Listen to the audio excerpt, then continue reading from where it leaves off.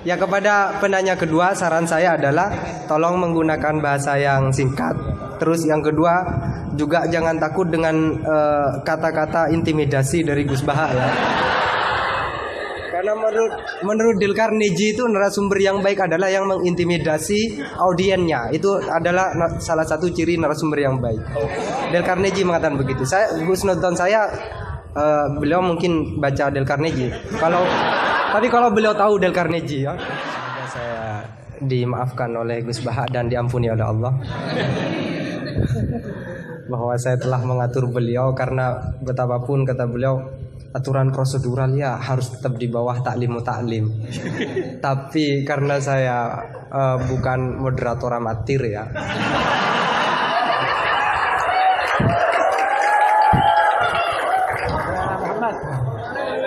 Jadi karena bukan moderator amatir, saya pakai yang satunya, bahwa akhlak itu harus di bawah hukum. Dan dalam konteks musyawarah ya moderator adalah kekuasaan tertinggi.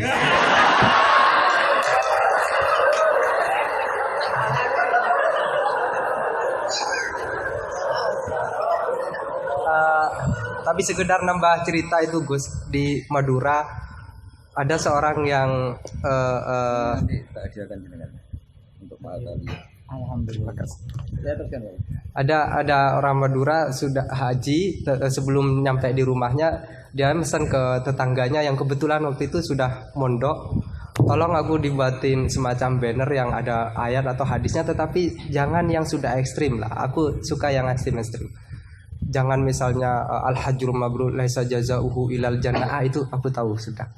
Terus jangan juga walillahi 'alan nasi hijjul baiti. Itu jangan. Sudah sering. Aku carikan ayat atau hadis yang tidak populer. Akhirnya santrinya itu mikir, buka Al-Qur'an dengan pemahaman yang ekstrim, akhirnya langsung dia temukan ayat dan itu dipajang besar-besar di pintu gerbang. Ayatnya adalah Aman hajjal baita awi tamaro fala junaha, maka tidak ada dosa. Nah, ini termasuk salah satu memahami ayat Al-Quran yang ekstrim. Gobloknya yang ekstrim.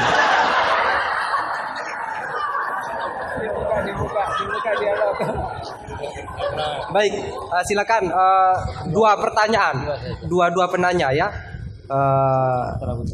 Gus Husen, Putri juga ada, silakan kalau ada. Ya, satu putra, satu putri. Kalau putri gak ada, tidak apa-apa. Ya, Husen, bukan milih santri putri. Silakan, Ustadz Herudin, siapa Ustadz? Ustadz Asror. Ya, saya persilakan dulu dari Ustadz Asror dulu. Ya, Ustadz dulu, biar takzim, biar saya tahu.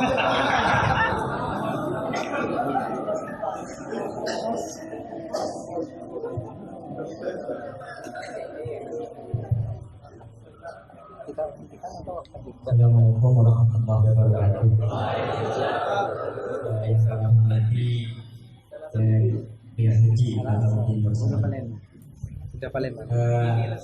Saya termasuk muhibbi beliau. Saya sering mengikuti kajian-kajian jenengan di YouTube. Saya pernah dengar begini. Jadi ketika beliau mengutip di Syajaratul Ma'arif, waktu beliau mengisi di Dirbola kalau begitu, kemudian saya langsung cari PDF-nya Syajaratul Ma'arif karena memang selain sulit bacanya, juga sulit bacanya. Tapi insya Allah setelah itu meski mudah dipahami memang Syajaratul Ma'arif, saya banyak berterima kasih karena waktu di Mahali saya belum tahu kitab Syajaratul Ma'arif karya Izzuddin bin Abdus Salam itu yang dibaca di sini memang Qoyatul Usul, sehingga ketika pindah ke Syajaratul Ma'arif tidak terlalu sulit seperti memahami Rubul Usul memang. Beliau salah satunya adalah ayat yang dibaca Ustaz Wahid tadi itu, faman hajjal baita wa tamara fala junaha alaihi, itu kemudian disimpulkan bahwa jangan sampai Enggak bahasa Arab saja biar kelihatan halus. oh Tarkul hakli lillahi batil itu apa? Enggak, tapi enggak begitu Raja. Saya pakai bahasanya Ustaz. Enggak saya ada bahasa. Bahasa saya bukan.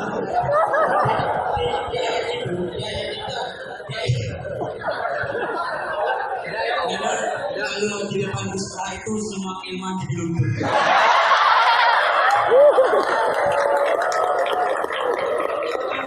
Wahaluddin itu kan kebanggaan agama. Meskipun beliau mengatakan dengan sombong-sombong itu karena sudah jadi dari awal menjadi kebanggaan agama, jadi biasa. Ustaz Wahaluddin ini di kalangan kita Ustaz yang paling top. Tapi ketika Gus Bah yang lebih alim saya itu biasa saja. Gus Bah ini sudah namanya saja Bahaluddin. Di ayat tadi itu wala junah alaikum dan diceritakan di situ memang dulu ada patung-patung begitu sehingga disimpulkan oleh ulama bahwa tarkul hakli lihat di batin itu tidak apa-apa. Apa namanya? Tak boleh. Jadi tarkul hakli lihat di batin tak boleh. Saya ini jadi penonton. Yang ingin saya tanyakan begini Gus. Dalam kitab Fajuri yang sering dikaji teman-teman Maharani, isi Al-Quran itu kan cuma 9. Oh. Iya, isi Al-Quran kalau disimpulkan kan cuma 9. Mulai dari yang halal, haram, kemudian qisas, kemudian tanzir, tausyir dan ada 9. Saya lupa itu disyairkan oleh Syekh Al-Bajuri disyairkan. Saya tadi cari lagi enggak mau disyairkan. Tapi itu ada nanti saya di bab head nanti saya persilahkan ke teman-teman di bab head itu di bajurinya ada syiiran tentang isi Al-Quran cuma ada 9. Sehingga bagi beliau kan karena sudah ada halal haram dan begitu itu ketika ada al-qisah fil Quran dijadikan hukum seperti tadi itu menjadi suatu yang sepertinya kurang seperti ini lagi cerita tentang Nabi Ayub. Nabi Ayub itu oleh Allah khud biyadika tentang fadrib bihi wala tahnas. Enggak khud liru itu. Wah khud. Wa khud biyadika tentang fadrib bihi wala tahnas. Ayat ini kalau di Rawaiul Bayan itu menjadi dasar kebolehan hilah dalam fikih. Quran buang satu huruf enggak boleh. Boleh Gus. Boleh. Ini enggak iktibas ini kan. Tidak iktibas. Oke.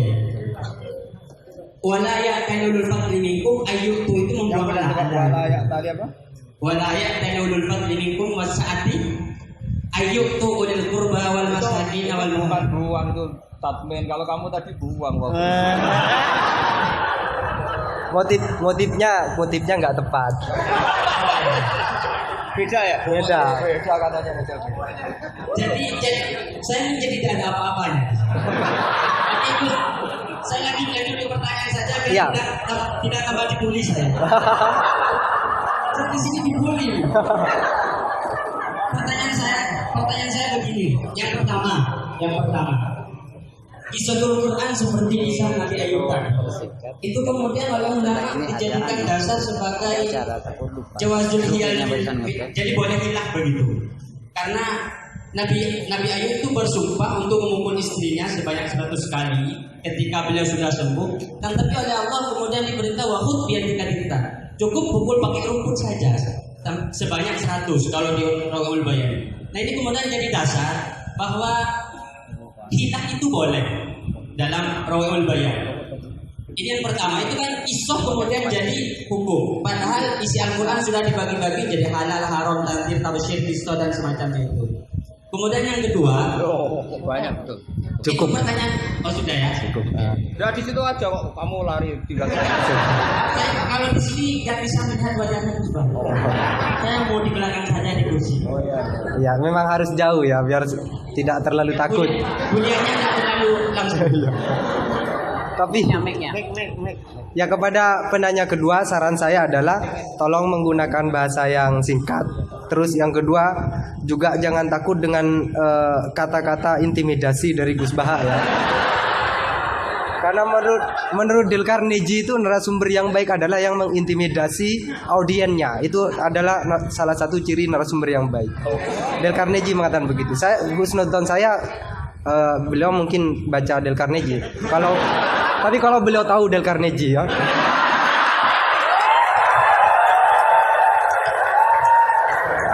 Ya, silakan Saudara Husen.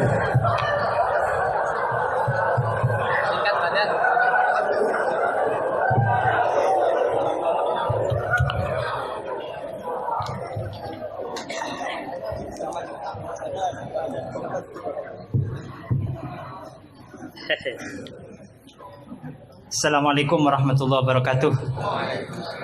Nama saya Ahmad Husen dan siap dikatakan goblok karena bertanya. Gus Baha ini berapa bulan yang lalu diangkat sebagai Rois Syuriah PBNU dan itu tidak melalui proses kaderisasi, melalui ranting, MWC dan seterusnya.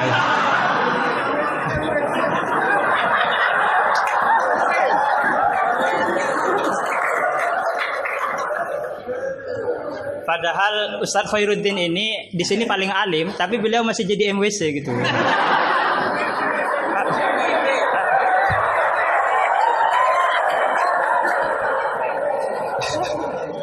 Iya, terima kasih. Itu berangkat dari Gus Baha sebagai Rois Syuriah. Saya ingin bertanya tentang ke-NU-an yang telah dirumuskan oleh Hadratus Syekh Hasyim Asy'ari. Karena beliau kalau misalnya nanti tidak bisa menjawab berarti diragukan ke Rois Syuriahnya. Oke.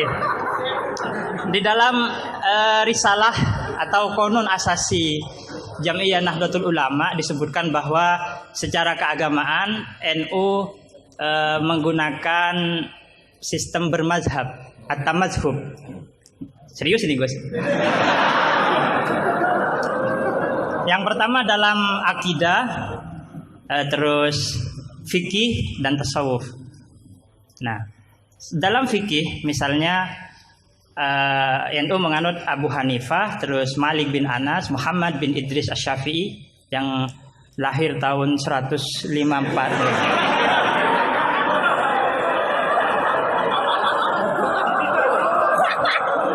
Wafatnya tahun 205. Akhirnya berapa? 154. 50. Mungkin kitab saya ditahrif itu, Gus. Apa? Umurnya Imam Syafi'i berapa? 63. Oh iya. Ya intinya umurnya pendek. Lahirnya Imam Syafi'i tahun berapa? 50, pokok 50 lah. 140 Iya, 204. Kalau Al-Ghazali wafat 505. Nah, iya. Ya pertanyaannya gini Gus, pertanyaannya gini bahwa sistem bermadhab NU itu yang pertama adalah Al-Quran, As-Sunnah, Ijma' dan Qiyas. Sementara dalam aspek lain NU menganut madhab Abu Hanifah, Malik bin Anas yang mana salah satu masodirul ahkamnya adalah misalnya Abu Hanifah menggunakan istihsan, Imam Malik menggunakan amalu ahlil Madinah. Nah ini seperti ada kontradiksi atau kontradiksi interminus istilahnya itu. Di satu sisi pakai kias, tapi di sisi yang lain kok menerima istihsan gitu, menerima amalu ahlul Madinah. Padahal dalam sistem beragama NU itu landasan keagamaannya adalah Al-Quran, As-Sunnah, Ijma' dan Qiyas. Tapi di dalam ruang lingkup yang lebih dalam bermazhab Abu Hanifah, itu Abu Hanifah menggunakan istihsan. Ini perlu ditambah rumusan Ahlus Sunnah wal Jamaah atau saya yang salah memahami gitu. Jadi yang dimaksud Qiyas di situ apa Gus itu? Kalau misalnya kias hamlu maklumin ala maklumin sebagaimana dalam Ghoyah halaman berapa ini? Terima kasih. Jadi yang dimaksud kias dalam rumusan Ahlussunnah wal Jamaah itu gimana? Karena masih ada istihsan gitu kan, ada kontradiksi gitu. Kok kias diterima, istihsan juga diterima gitu. Terima kasih. Semoga Gus Bahak paham ya. Ini yang semoga yang nular itu bukan hanya GR-nya ya, tapi juga ilmunya beliau semoga nular. Amin. Saya persilahkan kepada Kiai. Enggak dijawab gurunya aja cukup. Ini sama Abdul Wahid. yang ini. Husain. Husain. Tapi enggak cucunya Nabi yang Husain.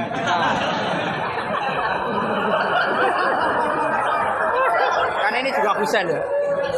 Ini Husain juga. Husain. Ada ini budaknya.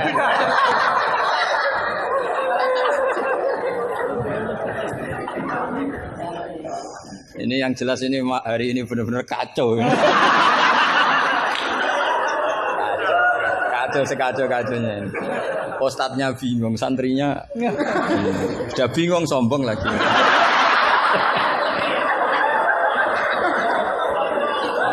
Yang boleh sombong tuh yang sudah ada bingung-bingung. Tapi agak apa-apa, saya maafkan ya. Memang itu satu-satunya cara dia untuk menang gitu. Ya. Saya jawab tadi yang dari Ustadz apa Asrar, itu yang penuh misteri mana Asrar. Asrar itu maknanya kan banyak rahasia, itu terjemahan bebasnya penuh misteri. Nggak tahu punya misteri apa tadi. Tadi tanya gimana yang tentang apa khilah sama apa? Sama nanya ulang, coba ulang. Apa? Begini ya, kitab Sajaratul Ma'arif tadi kutipan Anda tak luruskan, itu tagnya di Sajaratul Ma'arif saya hafal, judulnya itu la yutrakul haqqu li ahdil batil, ya enggak? Itu mesti persis begitu. Yang kamu tadi pasti tidak persis. Saya ini hafal Quran, jadi ingatan saya normal.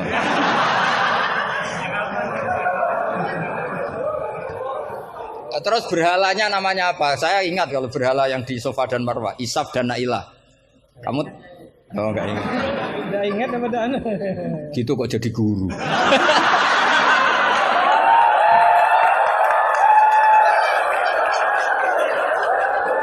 Bisa. Jadi maksudnya itu mungkin jadi gurunya sah karena muridnya lebih bodoh. Tapi yang nggak sah itu gini loh. Wong kelas gitu kok melawan saya itu loh. Itu sangat nggak sah ya. Jadi ibaratkan saya ini sudah tisen dilawan Elias Pikal, bisa mati. Bisa mati. Begini ya, saya ini belajar itu banyak. Selain belajar banyak, saya itu punya hafalan banyak. Jadi penting ya, hafalan itu penting karena itu kias atau tadi misalnya cerita itu bahasa Arabnya kisah. Tapi asalik anil kisah ilal iktibar itu adalah maslaku ahlil akhyar. Itu masyhur itu dawuh ulama. Jadi dari cerita kemudian diiktibar itu maslakul akhyar, manhajnya orang-orang pilihan. Sehingga cerita ini sebetulnya idzoh atau mau idzoh atau kisah ini menjadi iktibar. Dan iktibar masuk yang di antara yang 9 itu. Misalnya begini, sampean guyon di sini. Itu kalau bapak saya masih sugeng, sampean guyon gini dibiarin. Bapak itu pernah sama saya mau manggil santri. Kemudian di kangkang itu baru guyon, itu bapak balik. Kembali ke dalam nggak jadi manggil. Padahal mau manggil karena ada tamu disuruh melayani tamu. Kata bapak gini, Pak kenapa kembali? Santri itu fakir radhi duit. Kok iso guyon itu barang mewah. Maka mengganggu itu haram katanya. Wong fakir ngono kok iso seneng itu luar ya. Mengganggu kesenangan orang fakir adalah dosa. Makanya kalau sampean GR mengalahkan saya monggo mawon. Karena itu satu-satunya cara sampean untuk merasa apa? Menang. Saya enggak usah merasa menang sudah pasti menang. Merasa enggak merasa sudah menang. Ya coba polling saja. Gus Bah sama Ustaz Asrar alim mana? Saya enggak usah jawab.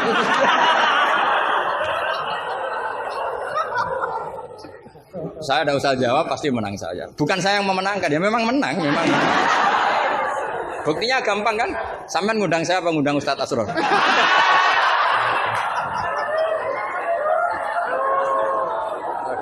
Jadi yang angkuh itu sampean bukan saya kan, bukan saya.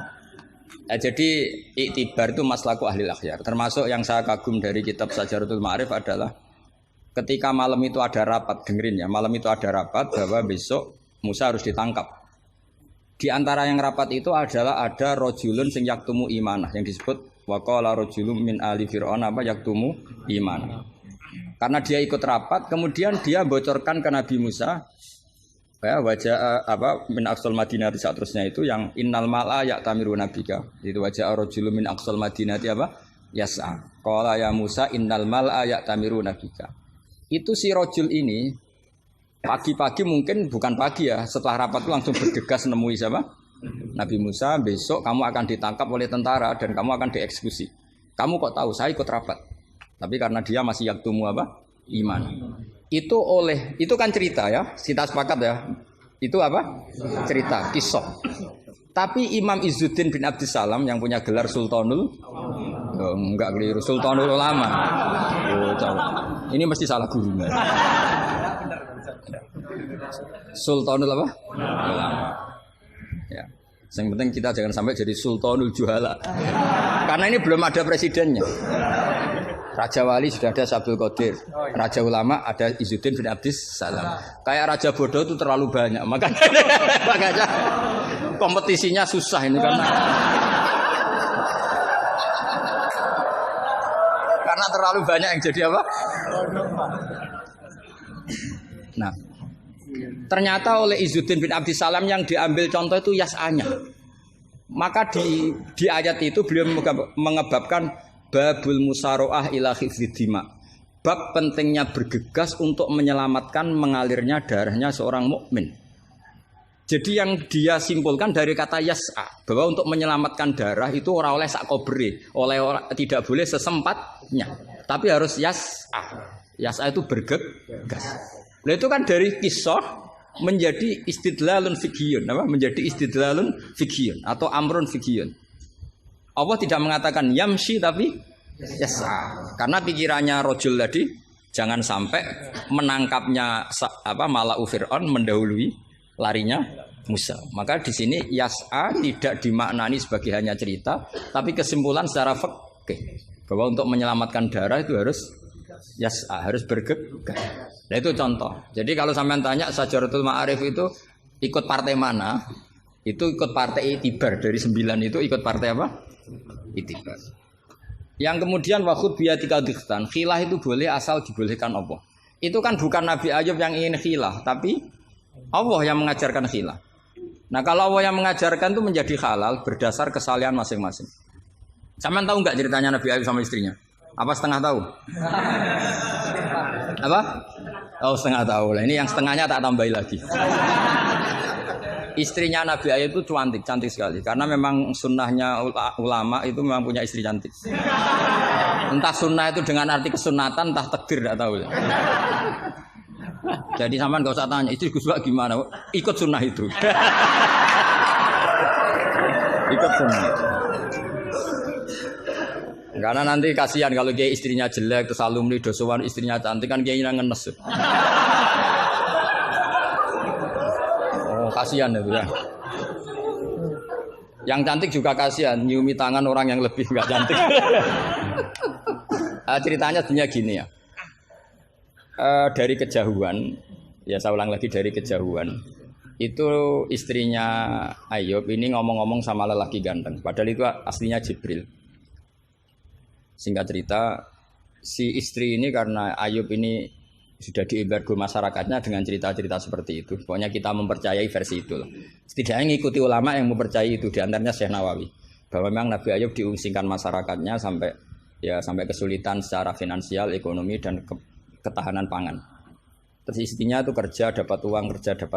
Suatu saat sampai pada level ekstrimnya, nggak dapat pekerjaan, nggak dapat uang. Kebetulan ada anak raja yang rambutnya itu brodoli, yang nggak punya rambut. Terus disayem bayarkan siapa yang rambut terbaik mau dibeli mahal. Akhirnya istrinya ini menjual apa? Rambutnya. Ya tadi kalau orangnya cantik ya rambutnya cantik. Kalau cantik terus keriting bulat kan susah itu. Kalau keritingnya tidak pas, kalau pas ya tetap cantik ini maksudnya. Nah, ketika dijual terus dapat uang dan itu di atas rata-rata. Si Nabi Ayub ini curiga. Ya bawaan seorang suami yang punya istri cantik. Kalau jelek kan gak gampang curiga. Terus buder keriting welek kan suaminya gak gampang curiga. Kok dapat uang banyak ini dari mana? Singkat cerita dengan tanda kutip kesalahpahaman ini menjadikan beliau agak latah bersumpah la adribannaki mi'ata sautin. Kamu akan saya pukul mi'ata sautin. Akhirnya Allah ini kan yang ayub ya orang soleh, cemburu itu sah karena seorang lelaki, seorang suami. Pilihan-pilihan istrinya juga sah. Allah tidak ingin orang solihah seperti istrinya Ayub dapat hukuman yang tidak semestinya. Tapi Allah juga gak ingin hamba yang soleh Ayub ini melanggar sumpahnya. Jadi Allah sendiri yang coro gampangannya memikirkan cara keluar dari sumpah itu.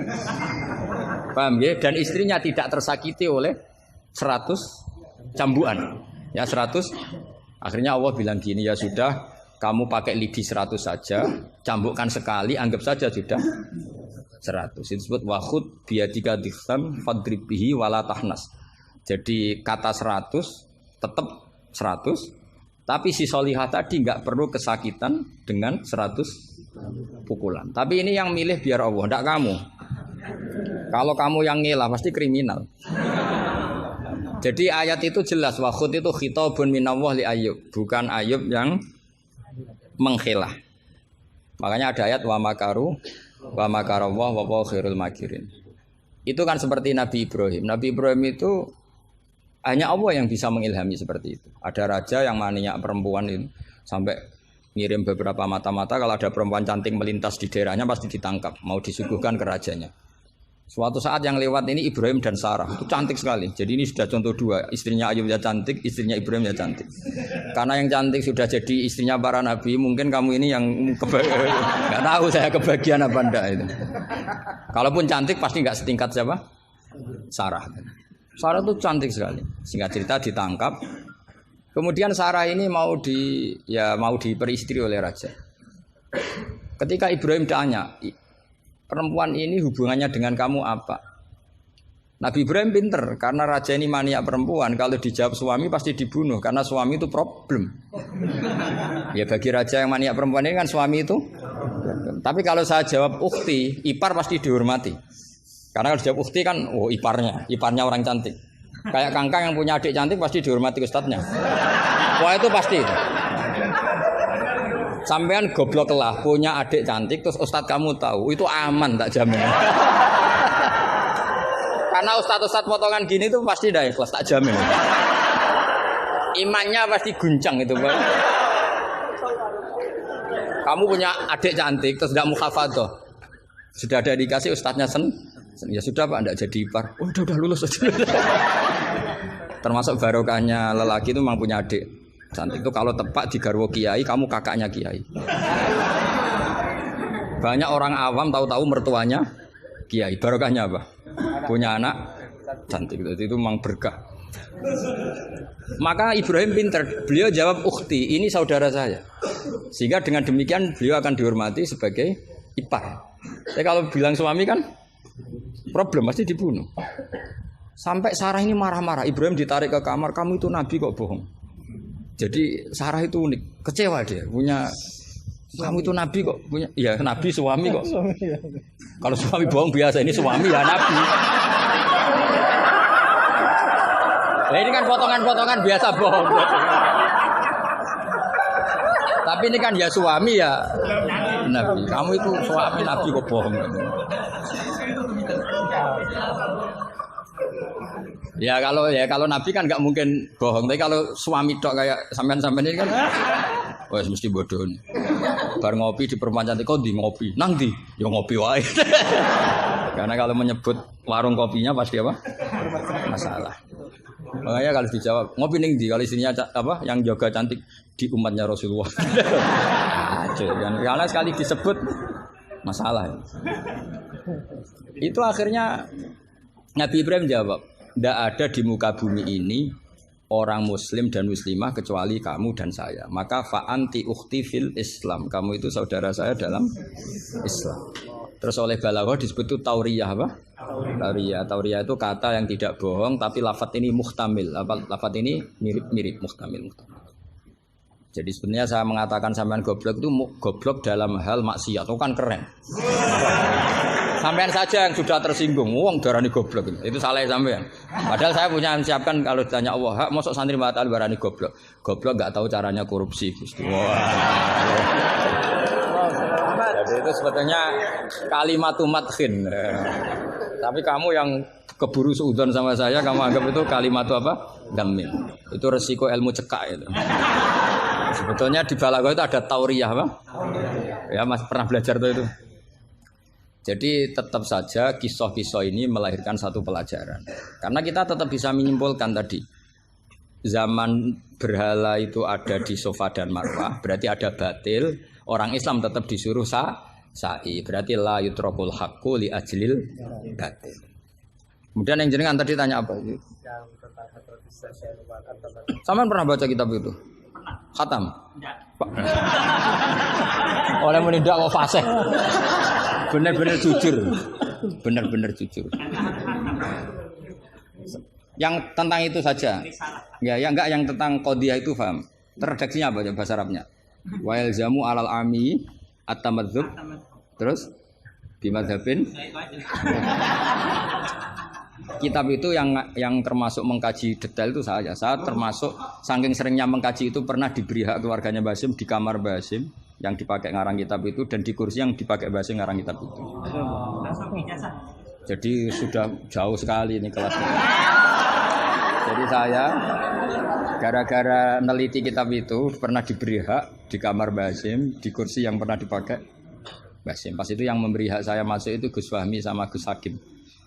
Gus Hakim itu cucu Basim dari Mbah Mak Somali yang ngarang apa? Hamzah. Jadi Basim punya putri namanya Khairiyah. Khairiyah ini suaminya siapa? Yang di istri siapa? Mbah Mak Somali yang ngarang Sorof. Khairiyah punya putri namanya Abidah. Lah Abidah ini yang punya anak namanya siapa? Gus Hakim. Yang panggilannya Gus Kiki sama Gus Fahmi. Saya diberi hak di kamar beliau di kursi yang dipakai beliau. Jadi saya kemarin di Mbah Hamid juga gitu, di Kiai Idris di kamar Mbah Hamid Pasuruan di kursi yang dipakai Mbah Hamid.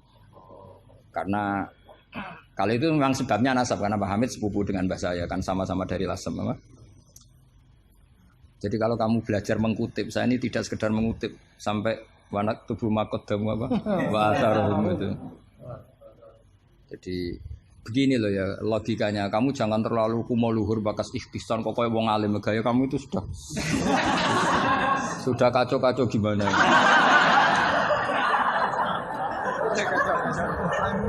Kayak parah ya. Cerminan ajaran gurunya ini kacau. Iya, jadi ini kamu itu korban pengajaran yang salah. Dan kamu bahasanya juga salah. Menurut NU pegangan itu 4 itu tidak menurut NU, menurut ahli sunnah wal jamaah. Jadi begini ya, kias itu kan sebetulnya hanya bahasa saja. Sebetulnya ya istihsan juga kias. Sebenarnya kalau kita karena ketika seseorang itu menomorsatukan Quran dan hadis, pasti istihsan ini juga tidak keluar dari Quran hadis. Ketika kamu katakan kias, itu juga tidak keluar dari Quran hadis. Maka pertanyaannya, menurut Dawud Az-Zahiri, sebetulnya kias itu ada apa enggak? Ya bisa saja enggak ada. Misalnya begini, sama tak beda aja ilmu yang paling gampang. Yang kamu pahami kias itu ada berapa? Awlawi, terus Musawi sama Adna. Yang gampang-gampang saja, yang masih amatiran saja. Kalau di usul fikih istilahnya apa? Lahnal khitab, fahwal khitab. Ngono kok lali yo ya. Aku sing wis tokoh nasional ilingan. Harusnya lupa itu saya pantasnya karena sibuk. Harusnya yang pantas lupa itu saya karena sibuk. Kalau soal Surya memang saya tidak minta. Jadi itu anugerah sudah, anugerah khidmah. Saya juga sampai sekarang nggak merasa Roh Surya biasa aja. Karena ya apa ya, kalau keluarga Quran tuh beda. Saya ini kan dari keluarga Quran, bapak saya hafal, bapak saya hafal, sehingga apa ya bangganya itu sudah dengan khidmah Quran. Jadi sampai hormatin ndak itu ndak ngefek sudah. Biasa munajat kenal Allah, kenal makhluk biasa.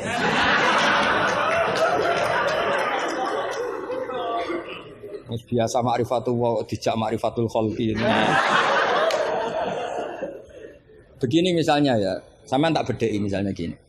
Fala taqul lahuma uffin atau innal ladzina yaquluna amwalal yatama zulman. Kita paling gampang kalau kita ngajari Ma'had Ali seperti ini, yang gurunya saja meragukan ini, yang guru kepala.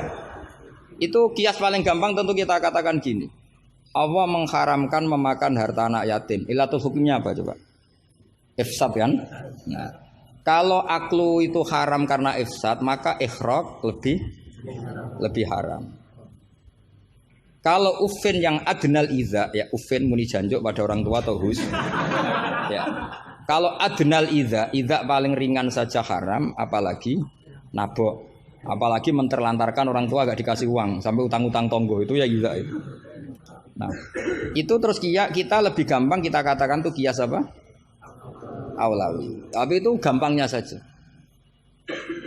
Tapi butuh ulama itu hanya satu. Orang nggak boleh terjebak oleh teks. Kalau terjebak oleh teks seperti saya cerita setiap ngaji itu, di mana-mana saya cerita itu naifnya orang terjebak teks. Yaitu tadi misalnya ada santri yang dilaporkan oleh istrinya ke kiainya, Pak Yai alumni Anda ini sering naboi saya. Nabok itu kan pakai tangan. Karena terus kiainya bilang gini, Cong jogeman naboi istrimu. Suatu saat kalau mau idak pakai kaki, jadi nyadui. Akhirnya istrinya lapor lagi, Pak Yai sekarang ganti model, tidak naboi tapi nyadui. Santrinya dipanggil lagi, lo kenapa kamu masih nyadui? Kan yang haram naboi Pak Yai. Kemarin yang Anda larang kan naboi, kalau nyadui kan belum dilarang, belum ada undang-undangnya kan kira-kira. Nanti yo nendang yo haram pisan, hari berikutnya ngidoni, ngeludahi. Itu kan korban tekstualistik. Kalau dia cerdas, hurmatul idza itu yang haram tuh idzanya, nago iya idza, nyadu iya idza, meludahi juga idza, membiarkan miskin juga idza. Nah, seperti itu sebetulnya andaikan kita dzauqus salim, sebetulnya nggak perlu itu kita katakan kias apa enggak. Zaman sahabat juga nggak kenal kias, tapi tahu kalau maknanya pasti seperti itu. Pasti maknanya seperti itu. Misalnya kamu ada tamu, jangan suguhi air panas, kasihan. Terus kamu suguhi adem tapi peceren. Sementing nggak air panas. Itu kan santri gila. Jadi sebetulnya dengan atau tanpa istilah kias maupun istihsan, itu adzauqus salim itu pasti tahu. Makanya termasuk kitab yang saya kagumi itu Sarah Imriti, Fathur Rabbil Bariyah, itu kitab kecil yang nyarai apa? Imriti atau Maryoto itu kalau yang kalau baca Imriti tidak bisa ya Pak? Maryoto itu. Itu di situ diterangkan fama fatahum illa mujarradul istilah. Jadi kalau kamu tanya kenapa sahabat tidak belajar nahwu, tidak belajar i'lal, tapi mereka punya salikoh, punya tobiah yang menjadikan mereka ya kalau ngendikan ya doroba zaidun amron atau marortu bi zaidin. Tapi mereka kalau kamu tes, misalnya Abu Bakar mbok tes, zaidun jenenge apa? Doroba zaidun amron, terus amron jenenge apa? Ya ora iso pinter sampean mesti. Sampean pinter zaidun fa'ilun marfu'un wa alamatu rafi'i dhammatun dhahiratun. Qali annahu ismul mufrad. Amron maf'ulun bih mansubun wa alatun. Mesti ra iso, mesti pinter sampean. Tapi sampean mesti ditertawain Abu Bakar. Karena ditertawanya gini. Kang, pelaku pemukul siapa? Zaidun. Berarti Zaidun jadi apa? Fa'il. Ya wis suwi agar subjek bahasa Arabe ya fa'il. Sing dipukul sapa? Amron. Jenenge apa maf'ul? Lah ya angger objek jenenge ya madrub, jenenge ngono kok butuh jeneng bocah kok goblok. Mesti gitu kira-kira. Jadi sebetulnya ketika kita punya istilah yo ono naife dhewe. Wong karuan pelaku ya bahasa Arabe mesti fa'il. Wong karuan objek ya jenenge maf'ul. Lah Anda ini masih bangga dengan istilah itu. Iya kan? Agama ini kan mengajarkan kebaikan. Tentu sesuatu yang kebaikan itu dianggap agama. Makanya Abu Hanifah membolehkan istihsan. Nah karena beliau itu orang soleh, pasti pegangannya Quran dan hadis. Artinya istihsan yang tidak keluar dari Quran. Ya sama kita bahasakan itu kias, mereka bahasakan nggak ada masalah. Dan zaman sahabat nyuwun saya udah tahu istilah itu semua, memang nggak perlu tahu karena masih punya dzauqus salim. Makanya sahabat itu pinter sekali kan, tapi nggak perlu kamu tes. Karena kalau kamu tes juga dibuyur. Mbah Abu Bakar, ya Abu Bakrin tak takok idoroba zaidun amron, mana yang fa'il? Mesti guyu. Wong karuan sing mukul Zaid ya fa'ile ku. Zaid. Maknane fa'il itu pelaku. Amron maf'ul bi. Mesti angger korban objek jenenge Oke. Wong ndek ilmu ngono kok bangga. Cara Abu Bakar mesti iki cerita. Makanya disangkan fama fatahum illa mujarradul istilah. Sahabat tuh hanya enggak tahu istilahnya tapi membacanya sudah benar. Nah, kenapa enggak tahu? Memang enggak ingin tahu, wong gitu saja kok perlu tahu. Loh kok udah tahu ya? Coba lam itu namanya apa? Jazim. Berarti yadrib namanya madzum. Terus Abu Bakar mbok warani yadribu, kenal lam menjadi lam yadrib. Lam jazim, yadrib madzum. Yo wis suwe le jong-jong angger amile. Inna Zaidan qaimun, inna amil Zaidan makmur. Mesti yo Abu Bakar suku ya. Jong-jong ra ilmu ngono kok seneng merakaruan. Ya mesti wae. Itu kan makanya dulu bahasa Arab dulu itu tidak ada kata zaujah. Kata zaujah itu bid'ah gitu. Bahasana bodolala tidak tahu, pokoknya bid'ah. Di Quran enggak ada loh bahasa zaujah. Mbak ini perlu tahu. Enggak ada bahasa zaujah. Coba. Asa rabbuhu in talaqakunna ayyubdilahu azwajan. Azwajan jamaknya zaud apa jamaknya zaujah? Loh, azwajan jamaknya zaud. Azwajan jamaknya apa? Zaud. Di Quran enggak ada bahasa zaujah karena maknanya zaujun itu pasangan. Kalau dikatakan lelaki maknanya perempuan. Kalau dikatakan perempuan maknanya lelaki karena zaujun maknanya pasangan. Ndak berhubung jagani wong ora pati pinter mau. Akhirnya terus ono zaujah. Di Quran enggak ada. Coba an-nabiyyu aula bil mu'minina min anfusihim. Terus ayat apa? Wa azwajuhu ummahatuhum. Ayo. Azwaj zamannya zaujun apa zamannya zaujah? Zaujun zamannya zaujah, zaujat. Mau belajar bahasa Arab sih kok bantah bocah ora sopan. Tapi berhubung jagane wong goblok-goblok iku. Akhir ono zaujun. Ono zaujah sebetulnya cara wong ditaku saleh wae zaujun itu pasangan. Coba lihat di Bukhari, An Aisyata zaujin Nabi. Jarang Imam Bukhari bilang zaujatin Nabi. An Aisyata zaujin Nabi. Karena itu masih bahasa Arab orisinil. Belum kena Mahat Ali sini masih orisinil. Ya belum kena asrori ya. Karena maknanya zaujun itu apa? Pasangan. Jadi kalau dikatakan zauju Zaidin berarti imro'atu Zaidin. Kalau yang ngomong itu misalnya zauju Aisyata ya siapa? Pokoknya mesti seperti itu. Tapi gue beda no, ben wong gue gampang ono zaujun.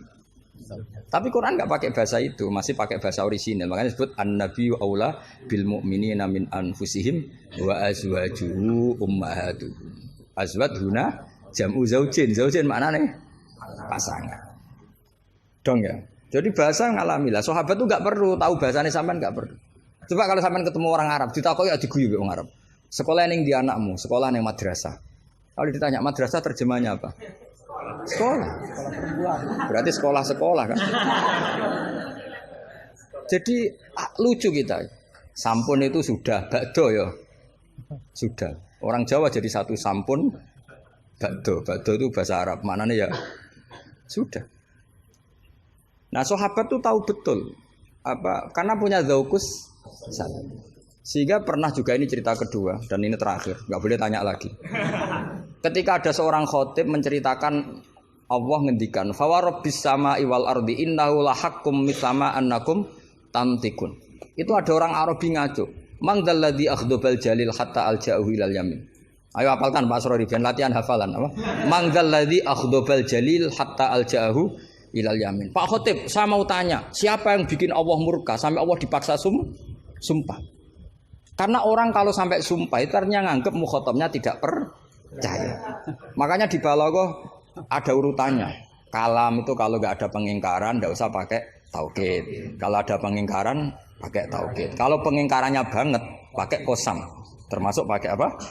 Artinya gini, kalau Allah sudah sumpah pasti indikasi Allah sedang duka. Karena qasam hanya untuk mukhatab yang tidak percaya. Makanya ketika ada khotib baca fawarabbis samaa'i wal ardi innahu lahaqqum mitsama annakum tantikun. Langsung Arafi tadi tanya man dzalladzi akhdubal jalil. Itu siapa Pak khotib yang bikin Allah marah sampai Allah harus sumpah. Ini namanya adzaukus. Tapi ya enggak usah kamu tes. Itu namanya apa? Faidatul khitab wa lazimul faidah. Faidah apa lazimul Ya nggak bisa kalau zaman dulu ya nggak ada istilah itu. Istilah itu kita bikin. Jika kamu khotob kholiyah ini begini. Kalau agak nggak percaya, terus kamu sok pinter. Jika kamu khotob ingkar maka gini. Ya memang bahasa Arabnya nggak percaya ku ingkar dul ngene kok ora roh. Tapi kamu anggap bahasa Arab itu luar biasa. Ya kan normal kan sebetulnya itu normal. Dong ya sudah ya. Ya sudah. Ya sekira mohon maaf ya muga-muga kula ya disepuro pangeran. Tapi yang jelas itu lebih salah sampean. Lah wong seneng kiai kok ngatur apa? Gus Ba harus datang tanggal ini jam ini. Cek keren nih ngatur. Ya biasa kira demikian. Assalamualaikum warahmatullahi wabarakatuh.